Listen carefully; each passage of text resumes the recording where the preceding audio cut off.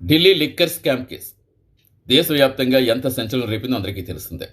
అసలు అధికార ప్రతిపక్షేతల మధ్య అయితే ఒక మాటల యుద్ధమే నడిచేది. ముఖ్యంగా ఈ కేసులో ఆమ్ ఆద్మీ పార్టీ బీఆర్ఎస్ నేతలకు ఈరోజు ఊరట లభించిందని చెప్పాలి. ఢిల్లీ మాజీ సీఎం కేజ్రీవాల్, మాజీ డిప్యూటీ సీఎం మనీష్ సిసోడియా, కల్వకుంట్ల కవిత సహా 23 మంది నిందితులపై ఉన్న అభియోగాలన్నీ ఢిల్లీలో రోజ్ అవెన్యూ కోర్టు ఈరోజు కొట్టేస్తుంది. ఈ కేసు నుంచి వారందరినీ డిశ్చార్జ్ చేస్తూ సంచలన తీర్పనే చెప్పాలి. ఇప్పటికే చూసాం, కేవలం కుట్రపూరితంగా కక్షపూరితంగా మమ్మల్ని ఇబ్బంది పెడుతున్నారని అప్పట్లో విపరీతమైన వ్యాఖ్యలు చేసేవారు. ఇప్పుడు తాజాగా కోర్టు తీర్పుతో మళ్ళీ ప్రతిపక్షాలన్నీ కూడా ఇంక మండిపట్టడం మొదలుపెట్టాయి. సో అప్పట్లో ఈ నేతలంతా పెద్ద ఎత్తున మనీ లాండరింగ్ పాల్పడ్డారంటూ చాలా భారీతర ఆరోపణలు వచ్చాయి.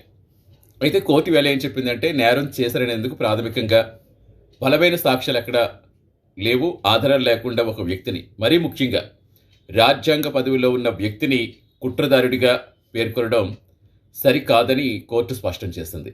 ఇప్పుడు తాజాగా కోర్టు తీర్పుతోటే మళ్ళీ మరోసారి కేసు సంచలనంగా మారింది. ఇంకా కోర్టు ఏం సూచించిందంటే, సిబిఐ అధికారుల పనితీరుపైనే మెయిన్గా విచారించాలని కూడా కోర్టు వ్యాఖ్యానించింది.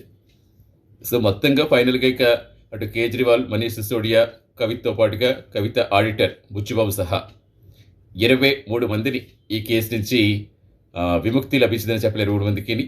సో అప్పట్లోనే కంటిన్యూస్గా ఎలక్షన్స్ నేపథ్యంలో ఎలా ఇబ్బంది పెడుతున్నారు, మా పార్టీలు లేకుండా చేద్దామని చూస్తారు, ఆపుని మొత్తం నిర్వీర్యం చేద్దామని ఆపు నేతలను డబ్బులు ఇచ్చి కొందామని చూశారంటూ ఇప్పటికే తాజాగా కేజ్రీవాల్ కూడా మళ్ళీ కేసు కోర్టు తీర్పు రాగానే ఆయన ఆరోపించడం కూడా చూస్తాం.